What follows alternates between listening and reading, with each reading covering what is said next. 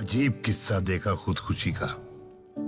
दुनिया से तंग आकर एक आशिक ने मोहब्बत कर ली।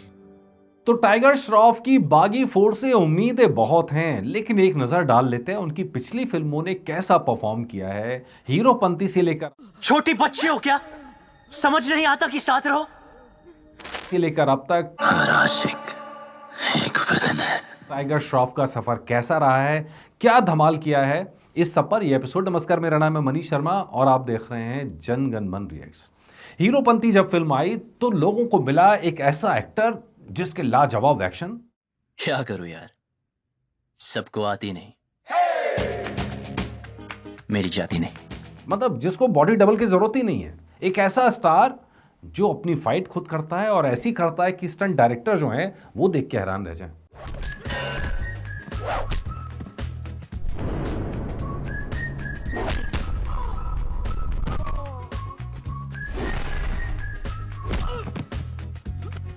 जो स्टंट करने वाले दूसरे लोग हैं वो देख के हैरान हो जाएं कि यार क्या कोई एक्टर ऐसा भी हो सकता है। अब विरासत में मिला था जैकी श्रॉफ का नाम, तो स्टार किड थे, लेकिन अपनी बॉडी ऐसी बनाई, अपनी मेहनत ऐसी की कि भाई जब फिल्म में आए तो तुरंत हीरोपंती छा गई। हीरोपंती के अंदर टाइगर श्रॉफ एकदम यूनिक फीचर की तरह निकल कर आए, धमाका ऐसा किया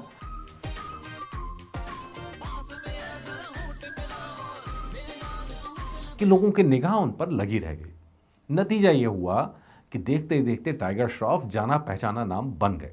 प्लस फिल्म के अंदर उनके पंची डायलॉग्स, सबको आती नहीं, मेरी जाती नहीं। इस तरह की जो चीजें थी उन्होंने टाइगर श्रॉफ को तुरंत से मशहूर कर दिया। नतीजा पहली ही फिल्म आते के साथ उन्होंने दी हिट।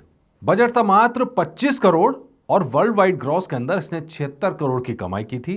डोमेस्टिक नेट कलेक्शन इसका 52 करोड़ के आसपास था। मतलब 25 करोड़ का बजट और 52 करोड़ इंडिया डोमेस्टिक के अंदर कमाए थे, इसीलिए फिल्म को हिट का वर्डिक्ट मिला।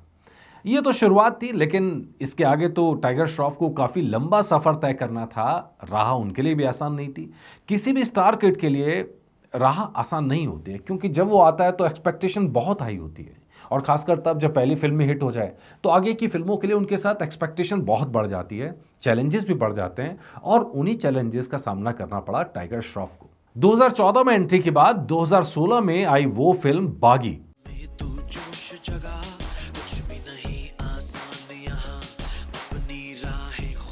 मतलब एक ऐसी फिल्म जिसने टाइगर श्रॉफ के करियर की नींव रख दी। एक ऐसी फिल्म जिसने उनके करियर को एक गाइडलाइन दे दी, एक दिशा दे दी। लेकिन प्रॉब्लम क्या होती है, जब आपसे बार बार एक ही तरह का काम कराया जाता है तो वो आपकी पर्सनैलिटी के साथ में या आपके कैरेक्टर के साथ में या उस एक्टर के साथ में चस्पा कर दिया जाता है। मान लिया जाता है ये तो यही है। अब सबीर खान डायरेक्टर थे, उन्होंने वही काम उनसे कराया जो पहली फिल्म में कराया। खैर, बागी एकदम कुछ नया कंटेंट था, तुरंत बागी चली भी और लोगों की निगाह में भी आई। एक ऐसी सीरीज, मतलब अगर आप देखेंगे इंडस्ट्री के कुछ चुनिंदा नाम है जिनके नाम पर सीरीज चलती है, तो ये बागी सीरीज तो पूरी तरह टाइगर श्रॉफ के नाम पर चल रही है। फिल्म का बजट था 40 करोड़, वर्ल्ड वाइड ग्रॉस में 126 करोड़ की कमाई की थी। डोमेस्टिक नेट कलेक्शन 76 करोड़ का था और इसीलिए वर्डिक्ट मिला था हिट का। अच्छा, हम आपको बता दें ये IMDb का वर्डिक्ट है, क्योंकि अलग अलग साइट्स पे आप देखेंगे तो आपको अलग अलग तरह की चीज़ें दिखाई देंगी, अलग तरह के वर्डिक्ट भी दिखाई देंगे, अलग तरह का डाटा भी दिखाई देगा। तो इसलिए हम कोशिश करते हैं कि रिलायबल डाटा आपके लिए लाएं और रिलायबल चीज़ें आपके साथ रखें। इसके बाद बढ़ते हैं अगली फिल्म की तरफ। 2016 में ही फिल्म आई फ्लाइंग जेट। अच्छा, मजेदार चीज ये कि फिल्म के वर्डिक्ट पे मत जाइए, लेकिन फ्लाइंग जेट आज भी बच्चों के अंदर बहुत फेमस है। उसके बाद हमने देखा था बच्चों के अंदर बहुत बड़े चेंज आते हुए, और अभी एक बहुत बड़ा चेंज इस फिल्म से आया था। खासकर उससे पहले 12 बज गए का मजाक बनता था सरदारों पे लेके, सिखों को लेके, कि 12 बजे। फिल्म ने ऐसा जवाब दिया था, ऐसा जवाब दिया था। उसके बाद से मैंने अपनी रियल लाइफ में जो महसूस किया 2016 के बाद से, वो 12 बजे वाला मजाक बनना बंद हो गया, क्योंकि एकदम सटीक तरीके से ताल ठोक के फिल्म के अंदर बताया गया कि 12 बजने का मतलब क्या होता है। तो ये चेंज कई बार फिल्म करती है, लेकिन फिल्म मैसेज तो बहुत तगड़ा दिया, फिल्म में कैरेक्टर भी बहुत शानदार बना, लेकिन फिल्म उस तरह से बिजनेस उतना बड़ा नहीं कर पाई जितने की उम्मीद की जा रही थी। टाइगर श्रॉफ के साथ ये फिल्म फ्लॉप की कैटेगरी में आती है, लेकिन अगर आप ओवरऑल बात करेंगे इम्पैक्ट की, तो उस फिल्म का इम्पैक्ट बहुत बड़ा था। फिल्म के डायरेक्टर थे रेमो डिसूजा। बजट था 55 करोड़ रुपए। वर्ल्ड वाइड ग्रॉस में 54 करोड़ 80 लाख रुपए कमाए थे। डोमेस्टिक नेट कलेक्शन सिर्फ 38 करोड़ रुपए का था और इसीलिए वर्डिक्ट मिला था फ्लॉप का। हालांकि हम लोगों ने जो जेजीएम मीटर शुरू करा है उसके हिसाब से वर्डिक्ट चेंज भी हो सकता है, क्योंकि नए ज़माने में नई चीज़ों का ध्यान नहीं रखा जाता। ये पूरा वर्डिक्ट से बॉक्स ऑफिस का बेस पे है और IMDb का वर्डिक्ट है, हमारा वर्डिक्ट नहीं है। उसके अंदर ये यहाँ पे OTT राइट्स या सैटेलाइट राइट्स वगैरह नहीं काउंट किए जाते, म्यूज़िक राइट्स नहीं काउंट किए जाते। कई बार ये सारी चीज़ें मिला कि प्रोड्यूसर फिर भी प्रॉफिट में होता है फिल्म बनाने के बाद भी। अब लेकिन बढ़ते हैं अगले फिल्म की तरफ। 2017 में फिल्म आई मुन्ना माइकल जैक्सन के कदमों पे चलने की कोशिश, मतलब टाइगर श्रॉफ के लिए। लेकिन ये कोशिश थोड़ा भारी पड़ गई। शब्बीर खान यहाँ पर भी थे। अब अगर आप देखें करियर की शुरुआत की 4 फिल्मों को एक ही डायरेक्टर डायरेक्ट कर रहा है, तो कहीं ना कहीं एक इम्पैक्ट तो आना बनता है। मतलब एक खास तरह की एक्टिंग, एक खास तरह के स्टाइल कहीं ना कहीं वो कॉपी कर दिया जाता है। यहाँ पर भी यही हुआ। ये फिल्म बॉक्स ऑफिस पर बहुत अच्छा काम नहीं कर पाई, नतीजा मिला फ्लॉप। बजट 45 करोड़ रुपए, वर्ल्ड वाइड ग्रॉस में 48 करोड़ 50 लाख रुपए, domestic net collection 34 crore 50 lakh रुपए और वर्डिक्ट मिला फ्लॉप का। इसके बाद अगले साल यानी साल 2018 के अंदर आई अगली फिल्म बागी 2। ये फिल्म डेफिनेटली पिछली फिल्म की सक्सेस के ऊपर नींव खड़ी करी गई थी और यहाँ कैरेक्टर ऐसा जो टाइगर की पर्सनैलिटी के साथ मैच करता है, जो उनके पर्सोना के साथ मैच करता है, जो उनकी बॉडी की एबिलिटी के साथ मैच करता है, जो उनके डांस परफॉर्मेंस के साथ मैच करता है। मतलब एक तेवर वाला शख्स जो सही में फाइट करे तो लगता है कि वो फाइट कर सकता है। यहाँ डायरेक्टर चेंज किए गए तो फिल्म का रिजल्ट भी चेंज हुआ। अहमद खान फिल्म के डायरेक्टर थे और कहानी आप सब जानते ही हैं कि बागी की कहानी के अंदर बहुत सस्पेंस बहुत था, ड्रामा बहुत था। नतीजा ये कि दर्शकों को ये फिल्म जमकर पसंद आई। बागी सीरीज की पहली फिल्म से भी ज़्यादा बड़ी सक्सेस इस फिल्म ने हासिल की और साबित कर दिया कि टाइगर श्रॉफ का रास्ता अभी लंबा है। कुछ फ्लॉप फिल्में उनका करियर तय नहीं कर सकती। उनके करियर को आगे ले जाने के लिए उनके अंदर पोटेंशियल है और उस पोटेंशियल को इस्तेमाल करने वाला डायरेक्टर चाहिए, जो बागी 2 के अंदर नजर आया। Budget 60 crore, world wide gross में 257 करोड़ से ऊपर की कमाई, डोमेस्टिक नेट कलेक्शन 166 करोड़ से भी ज्यादा का और वर्डिक्ट मिला ब्लॉकबस्टर। इसके बाद साल 2019, जिस साल में film I student of the year 2। अच्छा, ये भी सीक्वल था। यहां पर भी बड़ी उम्मीद थी कि भाई फिल्म काफ़ी चलेगी, लेकिन इस फिल्म के साथ अपनी कहानी को लेकर बड़ी सारी प्रॉब्लम्स थी और वो इसके कलेक्शंस के अंदर नजर आया। टाइगर श्रॉफ इस फिल्म में चमके ज़रूर, लेकिन ये फिल्म नहीं चमक पाई। ये फिल्म धराशायी हो गई बॉक्स ऑफिस पर और मिल गया फ्लॉप का वर्डिक्ट।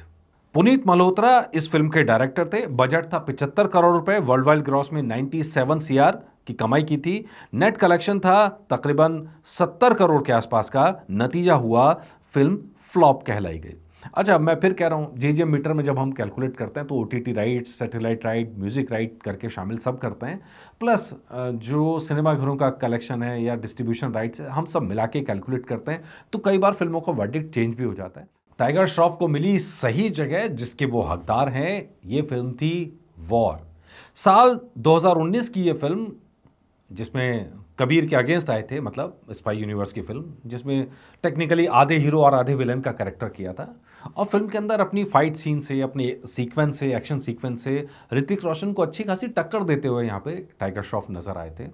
फिल्म को बॉक्स ऑफिस पर वर्डिक्ट मिला था ब्लॉकबस्टर का, क्योंकि फिल्म के अंदर काफ़ी कुछ ऐसा था जो लोगों को काफ़ी नया लगा, चीज़ें बड़ी इंटरेस्टिंग लगी और वॉर फिल्म अच्छा खासा मुनाफा कमा के देखी गई थी। अच्छा, इसमें कहना चाहिए जो आधा हीरो आधा विलेन, इसलिए बात आप समझ सकते हैं अगर आपने फिल्म देखी होगी। तो आधी फिल्म तक तो टाइगर श्रॉफ जो है ऋतिक रोशन के साथ थे, आधी फिल्म में जो है टाइगर श्रॉफ ऋतिक रोशन के अगेंस्ट थे। वो जो सस्पेंस बना हुआ था उसने भी काफ़ी दम दिखाया और नतीजा ये हुआ कि जब वॉर 2 आई तो लोगों ने कहा कि भाई इसमें टाइगर श्रॉफ को मिस कर रहे हैं, इसमें टाइगर श्रॉफ की जगह होनी चाहिए थी। अब वो कैसे होती है इसके बारे में किसी को नहीं पता, लेकिन कहा गया और कई सारे टाइगर फैंस को लगता है कि इस फिल्म में वॉर 2 में टाइगर श्रॉफ की जगह होनी चाहिए थी। लेकिन जब इसके वर्डिक्ट की बात करते हैं, सिद्धार्थ आनंद की फिल्म ने अच्छा खासा बिजनेस किया था। 200 करोड़ फिल्म का बजट था, जिसमें वर्ल्ड वाइड ग्रॉस में 475 करोड़ की कमाई की थी। इसके अलावा डोमेस्टिक नेट कलेक्शन में 318 करोड़ 30 लाख रुपए की कमाई की थी और फिल्म को वर्डिक्ट मिला था ब्लॉकबस्टर का। साल 2020, इस साल जो टाइगर श्रॉफ के करियर की एक ऐसी फिल्म आई जिससे बहुत ज्यादा उम्मीद थी, क्योंकि वो बागी सीरीज की तीसरी फिल्म थी।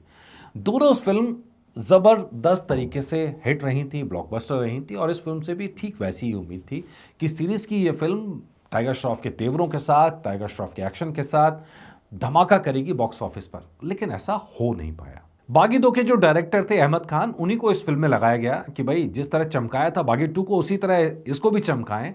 लेकिन किस्मत को कुछ और ही मंजूर था। ये वो दौर था जब कोरोना ने वार किया था, कोविड-19 फैलना शुरू हुआ था, और जब ये फिल्म आई तो उसका इम्पैक्ट फिल्म पर आया, कलेक्शन पर भी उसका ज़बरदस्त तरीके से असर पड़ा। लेकिन जब वर्डिक्ट की बात आती है तो इसका वर्डिक्ट रह गया एवरेज। बजट था 90 करोड़ का, वर्ल्ड वाइड ग्रॉस में 133 करोड़ की कमाई की थी, डोमेस्टिक नेट कलेक्शन 94 करोड़ रह गया था, वर्डिक्ट मिला था एवरेज का। लेकिन अगर कोरोना नहीं होता, अगर सिनेमाघरों में ताला नहीं लगता, फिल्में दिखाई जानी बंद नहीं होती, तो पूरी संभावना थी ये फिल्म और बेहतर कारोबार करती और ज़्यादा कमाई करती, जो ये नहीं कर पाई। लेकिन इसके बाद टाइगर श्रॉफ के करियर का बुरा दौर साबित हुआ। इसके बाद का दौर टाइगर श्रॉफ के लिए अच्छी खबरें लेके नहीं आया। 2022 के अंदर फिल्म आई हीरोपंती 2। जाहिर तौर पर पुरानी वेव से फ़ायदा लेने की कोशिश थी, हीरोपंती का फ़ायदा लेने की कोशिश थी, 2014 की फिल्म का यहाँ फ़ायदा लेने की कोशिश थी, लेकिन ऐसा हो नहीं पाया। नतीजा क्या हुआ कि फिल्म को लग गया फ्लॉप का टैग। 80 करोड़ बजट था। अहमद खान इस फिल्म के भी डायरेक्टर थे, लेकिन वर्ल्ड वाइड में सिर्फ 36 करोड़ फिल्म कमा पाई। डोमेस्टिक नेट कलेक्शन सिर्फ 27 करोड़ 60 लाख रुपए का रह गया, और नतीजा यह रहा कि फिल्म प्रोड्यूसर्स के लिए बहुत नुकसानदायक साबित हुई। उसमें आई गणपत फिल्म। पूरी गणपत फिल्म के अंदर थीम आपको याद होगी, तो बड़ा एक निराशावादी माहौल जो होता है कि दुनिया खत्म हो रही है, और उस तरह की कहानी पूरी थी। गणपत बचाने आएगा, लेकिन गणपत ना दुनिया को बचा पाया।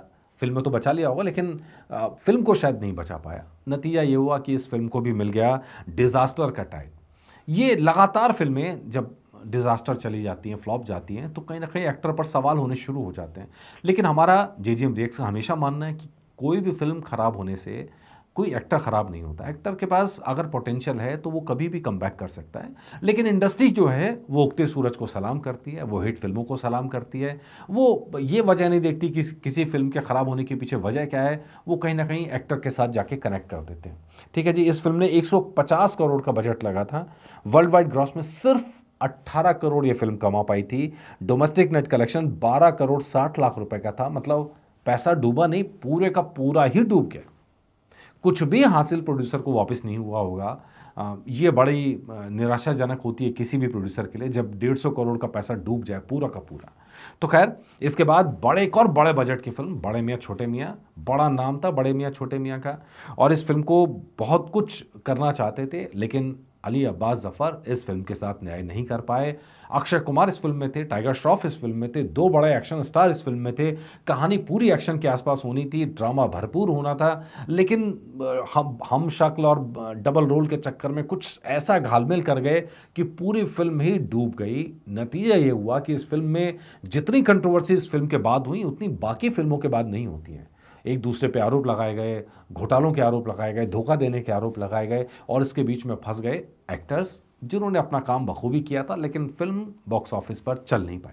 300 करोड़ का बजट था इस फिल्म का। वर्ल्ड वाइड ग्रॉस में सिर्फ 108 करोड़ रुपए कमा पाए। डोमेस्टिक तो सिर्फ 63 करोड़ में सिमट गया, और फिल्म को डिजास्टर का टैग मिला। लगातार 3 फिल्में डिजास्टर होना, मतलब प्रोड्यूसर अपना पैसा बचा ही ना पाए, ऐसी फिल्में आना किसी भी एक्टर पर भारी पड़ सकता है। लेकिन इसके बाद भी टाइगर श्रॉफ इंडस्ट्री में जमे हुए हैं, क्योंकि उनके पास कुछ ऐसा है जो बाकी स्टार्स के पास नहीं है। डांस कह लीजिए, आप एक्शन कह लीजिए, और इसी का नतीजा है अब बागी 4। लेकिन बागी 4 से पहले एक और फिल्म आई थी, सिंघम अगेन, और उस फिल्म में एक कैमियो था टाइगर श्रॉफ का। हालांकि ये फिल्म भी कुछ अच्छा कारोबार नहीं कर पाई और फिल्म एवरेज रही थी। लेकिन अब बागी 4 आ रही है, और बागी 4 के अंदर एक बड़े धमाल की उम्मीद की जा रही है, क्योंकि टिकट सेलिंग के अंदर फिल्म अभी अच्छा करती हुई नजर आ रही है, और बाकी 3 सीरीज़ की फिल्मों की तरह ये फिल्म भी धमाका करने की उम्मीद की जा रही है। लेट्स होप कि फिल्म का कंटेंट अच्छा हो, और इस फिल्म के अंदर जितना इंटेंस टाइगर श्रॉफ को दिखा रखा है, शायद ये उनके लिए डिफाइनिंग मोमेंट होगा, शायद ये उनके लिए बड़ा टर्निंग मोमेंट होगा, जहां से उनके करियर को एक डायरेक्शन मिलेगा। लेट्स होप कि फिल्म अच्छा करे, लेट्स होप कि इंडस्ट्री अच्छा करे, लेट्स होप सिनेमा अच्छा करे, और दर्शकों को अच्छी फिल्म देखने को मिलती रहे। आप बताइएगा आपका इस बारे में क्या राय है, जो कमेंट हो करके बताइएगा ज़रूर। नमस्कार।